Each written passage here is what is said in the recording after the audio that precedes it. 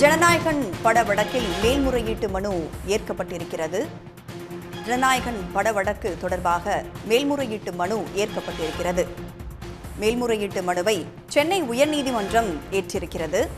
ஜனநாயகன் பட வழக்கில் மேல்முறையீட்டு மனுவை சென்னை உயர்நீதிமன்றம் ஏற்றிருக்கிறது. அண்மை செய்தியாக நாம் பார்க்கிறோம். ஜனநாயகன் படத்தை மறு ஆய்வு செய்வது அவசியம் என்று சென்னை உயர்நீதிமன்றம் தெரிவித்திருக்கிறது. மறு ஆய்வு குழுவுக்கு அனுப்ப சென்னை உயர்நீதிமன்றம் உத்தரவும் பிறப்பித்திருக்கிறது.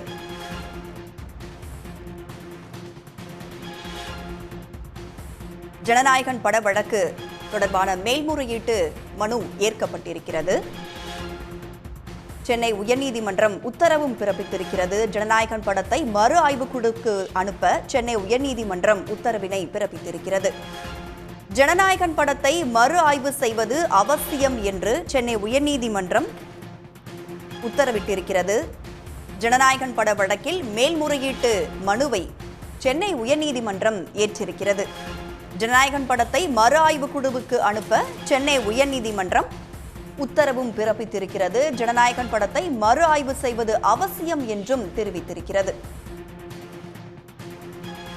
ஜனநாயகன் படத்திற்கு தணிக்கை சான்று வழங்க தனி நீதிபதி உத்தரவிட்டது ரத்து செய்யப்பட்டிருக்கிறது. அண்மை செய்தியாக பார்க்கிறோம். ஜனநாயகன் பட வழக்கில் மேல்முறையீட்டு மனுவை சென்னை உயர்நீதிமன்றம் ஏற்றிருக்கிறது. ஜனநாயகன் படத்தை மறு ஆய்வு குழுவுக்கு அனுப்ப சென்னை உயர்நீதிமன்றம் உத்தரவு பிறப்பித்திருக்கிறது. அண்மை செய்தியாக நாம் பார்க்கிறோம். படத்தை மறு ஆய்வு செய்வது அவசியம் என்றும் சென்னை உயர்நீதிமன்றம் கூறியிருக்கிறது. இந்த நிலையில் ஜனநாயகன் படத்திற்கு சிக்கல் தொடர்வதாகவே பார்க்கப்படுகிறது. ஜனநாயகன் படத்திற்கு தணிக்கை சான்று வழங்க தனி நீதிபதி பிறப்பித்த உத்தரவு ரத்து செய்யப்பட்டிருக்கிறது. ஜனநாயகன் பட வழக்கில் மேல்முறையீட்டு மனுவை உயர்நீதிமன்றம் ஏற்றிருக்கிறது. அண்மை செய்தி. இது தொடர்பாக பேசுவதற்காக சிறப்பு செய்தியாளர் ரமேஷ்குமார் நம்மோடு இணைந்திருக்கிறார். ரமேஷ்குமார், தற்பொழுது ஜனநாயகன் படத்தை மறு ஆய்வு செய்வது அவசியம் அப்படின்னு சொல்லப்பட்டிருக்கு. மறு ஆய்வுக்கு அனுப்ப உத்தரவிட்டிருக்கிறதுனால ஜனநாயகன் திரைப்படத்திற்கு சிக்கல் நீடித்து வருகிறதா? கட்டாயம் சிக்கல் நீடித்து வருகிறது. ஏனென்றால் இந்த பரபரப்பாக எதிர்பார்க்கப்பட்டவர்கள் இன்றைக்கு சென்சார் போர்டினுடைய அந்த மேல்முறையீடு மனு என்பது ஏற்றுக்கொள்ளப்பட்டிருக்கிறது. அதே வேளையில இவர்களுக்கு ஏதாவது நிவாரணம் தேவைப்பட்டால் தனி நீதிபதி அணுகலாம் என்ற அந்த உத்தரவையும் நீதிபதிகள் வழங்கியிருக்கிறார்கள். அதாவது அந்த கோரிக்கையை ஏற்கனவே தாக்கல் செய்யப்பட்ட மனுவில் ஏதாவது கோரிக்கை மாற்றம் செய்து தனி நீதிபதி அணுகலாம் என்ற அந்த கோரிக்கை அதற்கும் நீதிபதிகள் அனுமதி அளித்திருக்கிறார்கள். குறிப்பாக இதுல இருந்து சீரியஸ் அப்ஜெக்ஷன் என்று சொல்லக்கூடிய மிகவும் அந்த ராணுவம் தொடர்பான காட்சிகள் எல்லாம் இருப்பதனால் அதை மறு ஆய்வு செய்வது அவசியம் என்றும் தெரிவித்திருக்கிறார்கள். குறிப்பாக ஏற்கனவே தனி நீதிபதி PT ஆஷா அவர் தான் இந்த உத்தரவை வழங்கியிருந்தார். உடனடியாக சான்றிதழ் வழங்க வேண்டும், மறு ஆய்வுக்கு அனுப்ப வேண்டும் என்ற முடிவை ரத்து செய்திருந்தார். அதை எதிர்த்து தான் சென்சார் போர்டு சென்னை உயர்நீதிமன்றத்தில் மேல்முறையீடு செய்திருந்தது. அதன் அடிப்படையில் தான் தற்போது இந்த தீர்ப்பு என்பது வழங்கப்பட்டிருக்கிறது. இரு நீதிபதிகள், அதாவது சென்னை உயர்நீதிமன்ற தலைமை நீதிபதி MM ஸ்ரீவத்சவா மற்றும் நீதிபதி அருள்முகன் அமர்வு தான் இந்த உத்தரவை வழங்கியிருக்கிறது. அவர்கள் இதுல நிறைய காட்சிகள் ராணுவம் தொடர்பான காட்சிகள் உள்ளன, அது தொடர்பாக ஆய்வு செய்யப்பட வேண்டும் என்று மிகவும் சீரியஸான காட்சிகள் எல்லாம் உள்ளது என்றையும் அவர்கள் அந்த தீர்ப்பில் தெரிவித்திருக்கிறார்கள். தேவைப்பட்டால் தனி நீதிபதி மாடிபிகேஷன் என்று சொல்வார்கள். அந்த மனுவை இந்த ஏற்கனவே கேட்கப்பட்ட நிவாரணத்தை மாற்றி தனி நீதிபதி அணுகலாம் என்றும் நீதிபதிகள் தெரிவித்திருக்கிறார்கள். ஆக இந்த வழக்கை பொறுத்தளவு மீண்டும் சிக்கல் என்பது நீடிக்கிறது. ஜனநாயகன் படத்திற்கு இப்போது ரிலீஸ்க்கான வாய்ப்புகள் என்பது மிக மிக குறைவாகவே இருக்கிறது. இந்த வழக்கை பொறுத்தளவு ஏற்கனவே தனி நீதிபதி முன்பு சில வாதங்கள் முன்வைக்கப்பட்டன. அந்த வாதத்துல அந்த மறு ஆய்வு தொடர்பான அந்த உத்தரவை அவர்கள் தனி நீதிபதி ரத்து செய்துவிட்டு உடனடியாக சென்சார் சான்றிதழ் வழங்க வேண்டும் என்றுதான் உத்தரவிட்டிருந்தார். அந்த உத்தரவை எதிர்த்துதான் சென்சார் போர்டு உடனடியாகவே அன்றைக்கே தீர்ப்பு வழங்கப்பட்ட அன்றைக்கே அந்த 9ஆம் தேதியே சென்னை உயர்நீதிமன்ற தலைமை நீதிபதி MM ஸ்ரீவத்சவா அமர்வுல முறையீடு செய்து அந்த வழக்கு அவசர வழக்காக விசாரணைக்கு எடுத்துக் கொள்ளப்பட்டு அப்போதே தடை உத்தரவு வழங்கியிருந்தார். இந்த நிலையில தான் அந்த வழக்கு வாத பிரதிவாதங்கள் என்பது நடைபெற்றது. அந்த வாத பிரதிவாதங்கள் போது முக்கியமாக சென்சார் போர்டு வைத்த வாதங்கள் என்னவென்றால், நாங்கள் எடுத்த முடிவு ஒரு இறுதியான முடிவு அல்ல, ஒரு தற்காலிகான முடிவு. ஏனென்றால் எங்களுக்கு போதுமான கால அவகாசம் என்பது வழங்கப்படவில்லை, பதில் மனுக்கள் செய்வதற்கு கால அவகாசம் என்பது வழங்கப்படவில்லை என்ற அந்த வாதங்கள் ஒரு முக்கியமான வாதங்களாக அவர் தெரிவித்திருந்தார். அந்த கால அவகாசம் வழங்கப்படாதனால் எங்களுக்கு உரிய கால அவகாசம் வழங்கப்பட்டிருக்க வேண்டும் என்றும் தெரிவித்திருந்தார். நாங்கள் இந்த படத்தின் மீது எந்த முடிவும் எடுக்கவில்லை, சான்றிதழ் இன்னும் வழங்கு குறித்து எந்த முடிவும் எடுக்கவில்லை என்றும் திரும்ப திரும்ப அவர்கள் சுட்டிக்காட்டினார்கள். மேலும் படத்தை பார்த்த உறுப்பினர் ஒருவர் எழுப்பிய அந்த ஆட்சேபனைகள் தொடர்பாகத்தான் புகாரின் அடிப்படையில் தான் அதை வந்து நாங்கள் மறு ஆய்வு குழுவுக்கு அனுப்புவதற்கான முடிவை எடுத்ததாகவும் வந்து அவர் தெரிவித்தார்.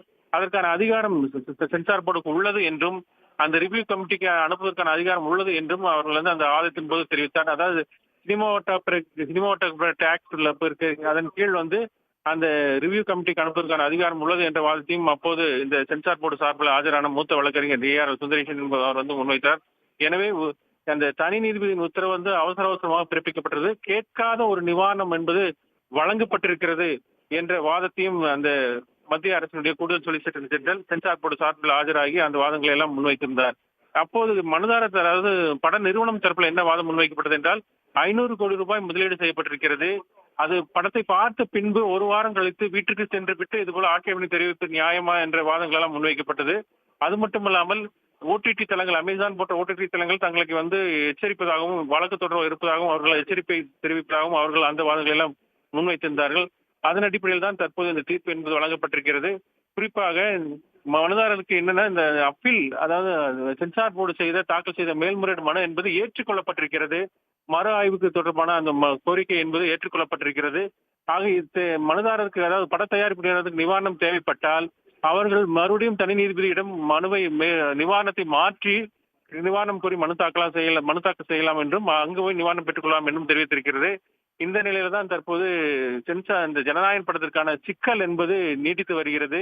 இனி சென்சார் போர்டுக்கு, அதாவது அந்த பட தயாரிப்பு நிறுவனம் மீண்டும் ஒரு வழக்கை தனி நீதிபதி முன்பே அந்த கோரிக்கையை மாற்றி தாக்கல் செய்வார்களா, அல்லது சென்சார் போர்டின் உத்தரவுக்கு இணங்க அந்த மறு ஆய்வு குழுவுக்கு அனுப்பி அதன் பிறகு காத்திருந்து அந்த படத்தை ரிலீஸ் செய்வார்களா என்பதை பொறுத்திருந்தான் பார்க்க வேண்டும். ஏனென்றால் 20 நாட்களுக்குள் அது குறித்து தெரிவிக்க வேண்டும். சென்சார் போர்டு அந்த மறு ஆய்வு குழு என்பது 9 பேர் என்ற குழுவை அமைந்துள்ள ஒரு குழு. ஏற்கனவே பார்த்த 5 பேர் கொண்ட குழு இல்லாத நபர்கள் அந்த 9 பேர் கொண்ட குழுவில் இடம்பெறுவார்கள். அவர்கள் அதை ஆய்வு செய்வார்கள். அதே போல அந்த ரீஜனல் ஆபீசர் என்று சொல்லக்கூடிய சென்சார் போர்டினுடைய மண்டல அதிகாரியும் அந்த படத்தை பார்ப்பார்.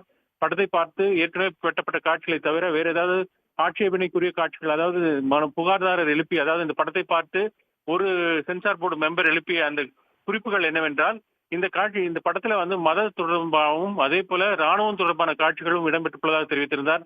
அதன் அடிப்படையில் தான் மறு ஆய்வுக்கு இந்த சென்சார் போர்டு அனுப்ப முடிவு செய்யப்பட்டது.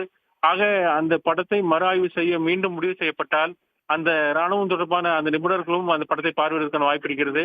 ஆக ஒட்டுமொத்தமாக பார்க்கும்போது அந்த ஜனநாயகன் படத்திற்கான ரிலீஸ் செய்வதற்கான சிக்கல் என்பது தொடர்ந்து நீட்டித்துக் கொண்டுதான் இருக்கிறது. இன்னும் அது நீடித்தால் தேர்தல் அறிவிப்பதற்கு பின்பு இந்த படம் ரிலீஸ் ஆக மிகவும் கஷ்டமான காரியமாகிவிடும். ஏனென்றால் கோட் ஆஃப் கண்டக்ட் வந்து பிறகு படத்தை இதுபோல படத்தை ரிலீஸ் செய்வது என்பது மிகவும் முடியாத, சட்டத்துக்கு உட்பட்டது அல்ல என்றும் வழக்கறிஞர்கள் வந்து தெரிவிக்கிறார்கள். எனவே தேர்தலுக்கு முன்பாக இந்த படத்தை ரிலீஸ் செய்வதற்கான வாய்ப்புகள் உண்டு. ஒருவேளை தேர்தல் அறிவிக்கப்பட்டு விட்டால் இந்த படத்தை ரிலீஸ் செய்வதற்கான வாய்ப்பே இல்லை என்றும் வழக்கறிஞர்கள் வந்து தெரிவிக்கிறார்கள். உடனுக்குடன் செய்திகளை தெரிந்து கொள்ள சன் நியூஸ் பெல் ஐகானை கிளிக் பண்ணுங்க.